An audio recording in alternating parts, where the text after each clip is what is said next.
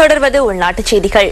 கற்றுக்கொண்ட பாடங்கள் மற்றும் நல்லிணக்கத்திற்கான ஜனாதிபதி ஆணைக்குழுவின் அறிக்கை அடுத்த வாரத்திற்குள் ஜனாதிபதியிடம் சமர்ப்பிக்கப்படும் என அறிவிக்கப்பட்டுள்ளது. தயாரிக்கப்பட்டுள்ள அறிக்கையில் சிறு அளவிலான திருத்தங்களை மேற்கொள்ளும் பணிகள் தற்போது மேற்கொள்ளப்பட்டு வருவதாக ஆணைக்குழுவின் ஊடக ஆலோசகர் லக்ஷ்மண் விக்ரமசிங்க குறிப்பிட்டார். கற்றுக்கொண்ட பாடங்கள் மற்றும் நல்லிணக்கத்துக்கான ஜனாதிபதி ஆணைக்குழுவினால் வடக்கு கிழக்கு மக்கள் உள்ளிட்ட பல்வேறு தரப்பினரிடமும் இருந்து எழுத்து மூலமாகவும் வாய் மூலமாகவும் சாட்சிகள் பதிவு செய்யப்பட்டிருந்தன. இதன் பிரகாரம் 1100 வாய்மூல சாட்சியங்களும் 5000க்கும் மேற்பட்ட எழுத்து மூல சாட்சியங்களும் பதிவு செய்யப்பட்டுள்ளதாக ஆணைக்குழு குறிப்பிடுகிறது. குறித்த அறிக்கை ஜனாதிபதியிடம் கையளிக்கப்பட்டதன் பின்னர் எதிர்கால நடவடிக்கைகள் குறித்து தீர்மானிக்கப்படும் என ஆணைக்குழுவின் ஊடக ஆலோசகர் லக்ஷ்மண் விக்ரமசிங்க கூறினார். 2002ஆம் ஆண்டு கச்சாத்திடப்பட்ட யுத்த நிறுத்த உடன்படிக்கை தொடக்கம் யுத்த கால பகுதியில் இடம்பெற்ற சம்பவங்கள் குறித்து சாட்சியங்களை பதிவு செய்யும் நோக்கிலேயே இந்த ஆணைக்குழு நியமிக்கப்பட்டிருந்தது. எதிர்காலத்தில் நாட்டில் நல்லிணக்கத்தை ஏற்படுத்துவதற்காக முன்னெடுக்க வேண்டிய நடவடிக்கைகள் குறித்து இதன் போது கவனம் செலுத்தப்பட்டுள்ளது.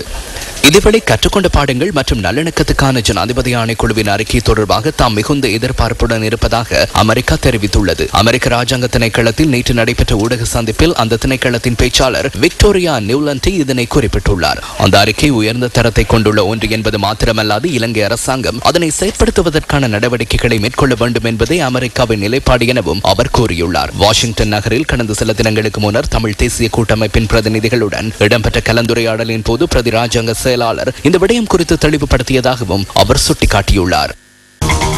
குறைத்திறனுடைய நிறுவனங்கள் மற்றும் குறை பயன்பாடுடனான சொத்துக்களை கையேற்கும் சட்டமூலம் குறித்து பல்வேறு விமர்சனங்கள் வெளியாகி வருகின்றன.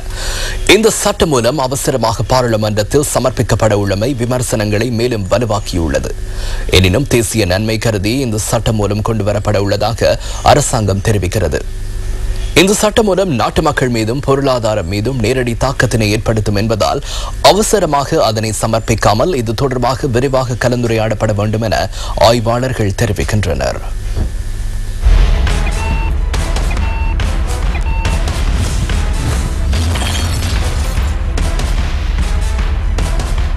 எமது முதலாவது முதலீட்டுக்கான அச்சுறுத்தல் தொகுப்பில் 1971ஆம் ஆண்டு வர்த்தக கையேற்பு சட்டம் தொடர்பாகவும் JR ஜெயவர்தனவினால் அது ரத்து செய்யப்பட்டமை தொடர்பாகவும் நாம் ஆராய்ந்தோம். திறந்த பொருளாதாரத்தின் கீழான முதலீட்டு வாய்ப்பை அதிகரிக்கும் நோக்கில் அந்த சட்டம் ரத்து செய்யப்பட்டிருந்தது.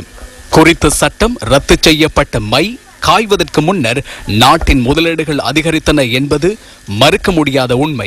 தற்போதைய அரசாங்கம் 1971ஆம் ஆண்டு வர்த்தக கையேற்பு சட்டத்தின் ஓர் புதிய பதிப்பினை கொண்டுவர உள்ளமை குறித்தும் நாம் எமது கடந்த சில தொகுப்புகளில் சுட்டிக்காட்டினோம்.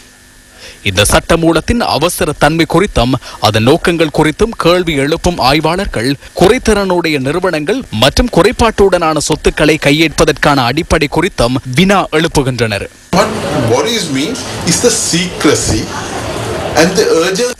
இந்த சட்டத்தில் மேன்முறையீட்டுக்கான ஏற்பாடுகள் கிடையாது. ஏதேனும் ஒரு நிறுவனம் அல்லது சொத்து அந்த சட்டத்தின் கீழ் பெயரிடப்பட்டால் அதற்கு எதிராக மேன்முறையீடு செய்வதற்கான வாய்ப்பு இல்லை. இதற்கமைய அரசாங்கம் சட்டத்தை நிறைவேற்றுவதன் மூலம் தனியார் துறையில் உள்ள எந்த ஒரு நிறுவனத்தையும் அல்லது சொத்துக்களையும் பொறுப்பேற்பதற்கான அதிகாரம் கிடைக்கும். உண்மையில் 1977ஆம் ஆண்டிற்கு முன்னதாக இருந்த கொள்கையை மீள ஸ்தாபிக்கும் முயற்சியாகவே இந்த நடவடிக்கை அமைகின்றது. There is no need for an urgent bill. 2-3 பேருக்கு தேவையான வகையில் தனியார் சட்ட நிறுவனம் ஒன்றுக்கு சென்று நாட்டின் சட்டத்தை தயாரிக்கின்றனர். சட்டம் என தெரிவித்து 48 மணி நேரங்களுக்குள் உயர் நீதிமன்றத்தில் சமர்ப்பிக்கின்றனர். அனுமதியை பெற்று பாராளுமன்றத்தில் சமர்ப்பித்து 15 நிமிடங்களுக்குள் அதனை நிறைவேற்றிக் கொள்வதற்கு முயற்சிக்கின்றனர். இவ்வாறு சட்டங்கள் கொண்டு வரும் நடைமுறை இல்லை. இது ஜனநாயக நாடு. ஏன் இந்த அவசரம்? நாட்டு மக்களின் ஜனநாயக உரிமைகளை பலவந்தமாக பறித்துக் கொள்ள முயற்சிக்கின்றனர். தற்போது உயர்நீதிமன்றம் வழங்கியுள்ள தீர்ப்பினால் இவருக்கேனும் பாதகம் ஏற்பட்டிருக்குமாயின் குறைந்தளவில் அந்த நடவடிக்கையுடன் தொடர்புபடுவதற்கான வாய்ப்பு இல்லை. அவசரமாக இந்த சட்டத்தை ஜனாதிபதி உயர்நீதிமன்றத்தில் சமர்ப்பித்தார். உயர்நீதிமன்றம் தீர்ப்பை அறிவித்தது. தற்போது ஒரு வார காலமாக உயர்நீதிமன்றத்தின் தீர்ப்பு பாராளுமன்றத்தில் மூடி வைக்கப்பட்டுள்ளது.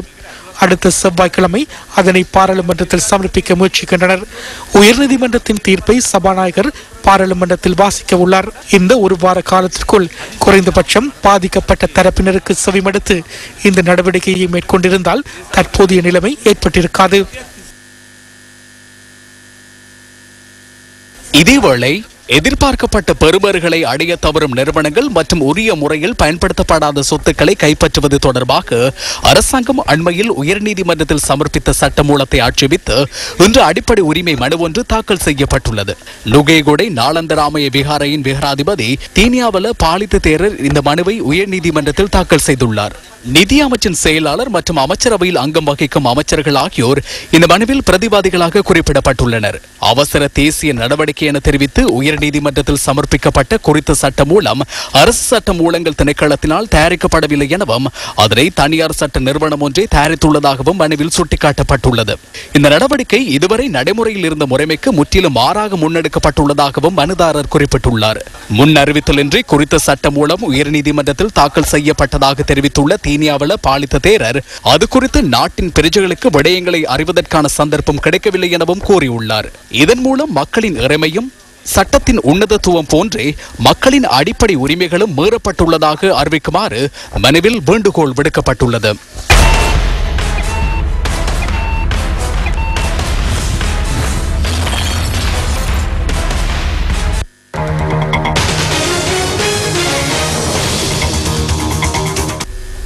கொழும்பு துறைமுகத்திலிருந்து கொலன்னாவிற்கு டீசலை விநியோகிக்கும் குழாயில் ஏற்பட்ட கசிவு தற்பொழுது நிறுத்தப்பட்டுள்ளது. கசிவினால் ஏற்பட்ட நஷ்டத்தினை மதிப்பிட்டு வருவதாக இலங்கை பெட்ரோலிய களஞ்சிய நிறுவனம் தெரிவித்துள்ளது.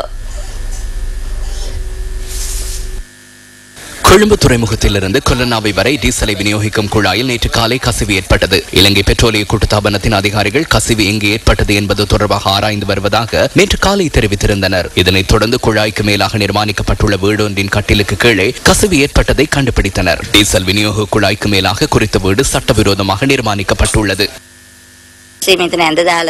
இந்த கட்டில் இங்கே இருந்தது. நான் அதனை அகற்றுமாறு கூறியதுடன் அதனை தோண்ட ஆரம்பித்தனர். அதனைத் தொடர்ந்து உணவுக்காக வெளியே சென்றனர். அவர்கள் திரும்பி வந்தபோது இந்த குழி முழுவதும் எண்ணெய் நிரம்பியிருந்தது. சுமார் 40 வருடங்கள் பழமை வாய்ந்த குழாயில் ஏற்பட்ட பழுது காரணமாகவே இந்த கசிவு ஏற்பட்டுள்ளதாக இலங்கை பெட்ரோலிய களஞ்சிய நிறுவனத்தின் ஊடக பேச்சாளர் நிசங்க ஜாவர்தன தெரிவித்துள்ளார்.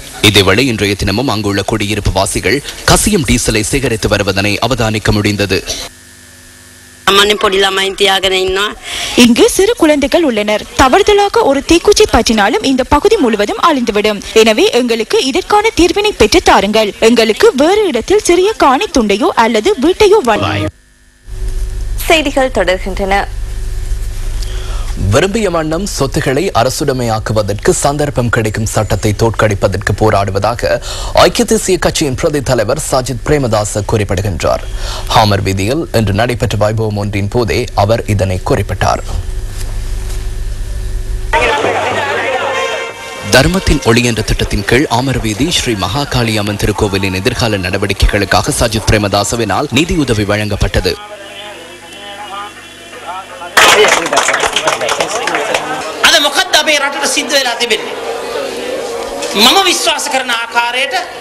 எமது நாட்டுக்கு இன்று என்ன நேர்ந்துள்ளது? எமது இலங்கையை வலுவான நாடாக மாற்றுவதற்கான பயணம் இன்று நடைமுறைப்படுத்தப்படவில்லை என நான் எண்ணுகிறேன். தற்போதைய ஆட்சியாளர்களும் தற்போதைய அரசாங்கமும் புதிய சட்ட விதிமுறைகளை கொண்டு வருவதற்கு முற்படுகின்றனர். தாம் விரும்பிய வண்ணம் பல்வேறு வர்த்தக நடவடிக்கைகளை உடைமையாக்குவதற்கான திட்டம் ஒன்றை இந்த அரசாங்கம் முன்னெடுத்துள்ளது. தமக்கு விரும்பிய வண்ணம் சொத்துக்களை அரசுடைமையாக்கும் சர்வாதிகார சட்டத்தை தோற்கடிப்பதற்கு போராடுவோம் என நான் தெரிவித்துக் கொள்கிறேன். පරාජය කරන්නට අපි ලොකු සටනක් කරනවා කියන එක මම සන්තෝෂයෙන් මේ අවස්ථාවේ තමුන්නාන්සලාට ප්‍රකාශ කරනවා. வெள்ளத்தினால் பெரிதும் பாதிக்கப்பட்ட வவுனதீவு பிரதேச செயலகத்துக்குட்பட்ட வீடுகளை இழந்தவர்களுக்கான நிவாரண கொடுப்பனவுகளை வழங்கும் நிகழ்வில் உரையாற்றும் போதே பிரதி அமைச்சர் இவ்வாறு தெரிவித்தார். வவுனதீவு பிரதேச செயலாளர் என் வில்வரட்னம் தலைமையில் இந்நிகழ்வு நடைபெற்றது. இங்கு 2432 வீடுகள் முற்றாக சேதமடைந்தன. முதற்கட்டத்தின் கீழ் தெரிவு செய்யப்பட்ட 627 பேருக்கு 1 லட்சம் ரூபாய் வீதம் வழங்கப்பட்டன. அத்துடன் வெள்ளத்தினால் பாதிக்கப்பட்ட 6000 பேருக்கான கொடுப்பனவுகள் இதுவரை வழங்கப்பட்டுள்ளன. இது தொடர்பாக பிரதி அமைச்சர் முரளிதரன் கருத்து தெரிவித்தார். வெளிநாட்டுக்கு பேச்சுவார்த்தை போயிருக்காங்க. மட்டக்களப்பிலே 3 பார்லமெண்ட் உறுப்பினர் 6வது கூட்டி போனாலாம்.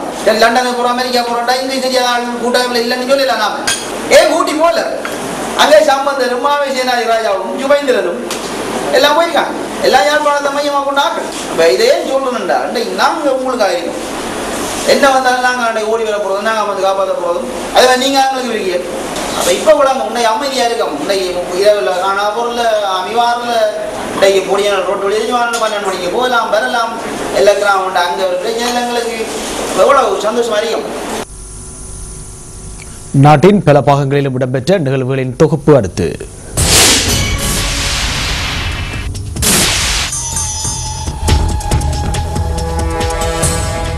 மன்னார் கோத்தைப்பட்டியில் 7 கிலோ 360 கிராம் கஞ்சா போதைப் பொருள் கைப்பற்றப்பட்டது.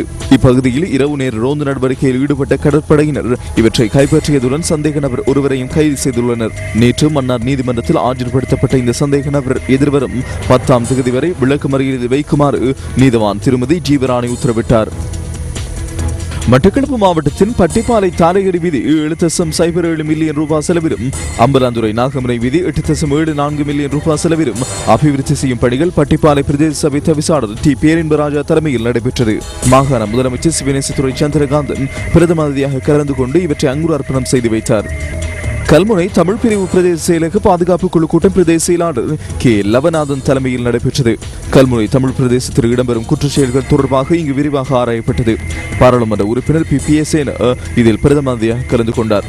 போலீசாருக்கும் பொதுமக்களுக்கும் இடையில் நட்புறவு குறித்து இதன்போது கவனம் செலுத்தப்பட்டது. பழுகாமம் பெரும்போக விவசாயிகளுக்கு விதை நெல் வழங்கும் நிகழ்வு கமநல அபிவிருத்தி திணைக்கள பிரதி ஆணையாளர் டாக்டர் ஆர் ருஷாங்கன் தலைமையில் நடைபெற்றது. இம்முறை 1,70,000 ஏக்கரில் பெரும்போக நெற்செய்கை மேற்கொள்ளப்பட உள்ளதாக இவர் தெரிவித்தார். புத்தளம் நகரை துரிதகதியில் அபிவிருத்தி செய்யும் வேலை திட்டத்தில் நகரவிதா கே பாயிஸ் முன்னெடுத்துள்ளார். புத்தளம் நகரில் உள்ள ஃபால்ஸ் வீதி முற்றுமுழுதாக புனரமைக்கும் பணி துரிதப்படுத்தப்பட்டுள்ளன. இங்கு பழைய சந்தை கட்டிட தொகுதிக்கு பதிலாக 20 மில்லியன் ரூபாய் செலவில் புதிய சந்தை கட்டிட தொகுதி நிர்மாணிக்கப்பட உள்ளது. கிண்ணியா பிரதேசத்தில் வெள்ளத்தினால் பாதிக்கப்பட்ட மக்களுக்கு காசோலை வழங்கும் நிகழ்வு நகரசபை தலைவர் டாக்டர் ஹில்மி தலைமையில் நடைபெற்றது. வெள்ளத்தினால் பாதிக்கப்பட்ட 25 பேருக்கு முதற்கட்டமாக காசோலைகள் வழங்கப்பட்டன. மாகாண அமைச்சர் MS சுபேர் இதில் பிரதம அதிதியாக கலந்து கொண்டார். புலனறுவை சிங்கப்பூர் கிராமத்தில் காட்டு யானை தாக்கத்தினால் 11 வீடுகள் சேதமடைந்துள்ளன. இதன்போது வீட்டில் உள்ள தப்பியோடி தமது உயிர்களை பாதுகாத்துக் கொண்டனர். வீடுகளில் களஞ்சியப்படுத்தப்பட்டிருந்த நெல் அறுவடைகளுக்கும் சேதம் ஏற்பட்டுள்ளது. தற்போது காட்டு யானைகளின் தாக்கம் அதிகரித்துள்ளதாக பிரதேசவாசிகள் தெரிவிக்கின்றனர். மன்னார் எருக்கலம்பட்டி தர்கா நகரில் மேல்குடியேறியுள்ள மக்களின் வீடுகளை புனரமைப்பதற்கென தேசிய வீடமைப்பு அபிவிருத்தி அதிகார சபை கடன் உதவி திட்டம் ஒன்றை அமுல்படுத்தியுள்ளது. இப்பகுதியில் மீள்குடியேறியுள்ள 25 குடும்பங்களுக்கு தமது வீடுகளை புனரமைப்பதற்கென 1 லட்சம் ரூபாய் வரை மானிய அடிப்படையிலும் 2 லட்சம் ரூபாய் வரை கடன் உதவி திட்டத்தையும் அமுல்படுத்த வீடமைப்பு அபிவிருத்தி அதிகார சபை நடவடிக்கை எடுத்துள்ளது. இதன் முதற்கட்டத்தின் கீழ் பதிவுகள் மேற்கொள்ளப்பட்டன. மீள்குடியேற்ற அமைச்சு மற்றும் நிர்மாணத்துறை பொறியியல் சேவைகள் அமைச்சு என்பனவும் இத்திட்டத்தில் இணைந்துள்ளன. அத்துடன் இவர்களுக்கான வீதிகள், மின்சாரம், குடிநீர் உள்ளிட்ட உட்கட்டமைப்பு வசதிகளை விருத்தி செய்வது தொடர்பாகவும் கவனம் செலுத்தப்பட்டது. தண்ணி வசதி இல்லை. இப்ப சுகாதார இதுக்கு பத்தாமைக்கு டொய்லெட் இல்ல, முக்கியமா டொய்லெட் இல்ல, கரண்ட் வசதி பின்னுக்கு ஓரளவு இல்லை. இப்ப அடுத்து வருவது குடாநாட்டு செய்திகள்.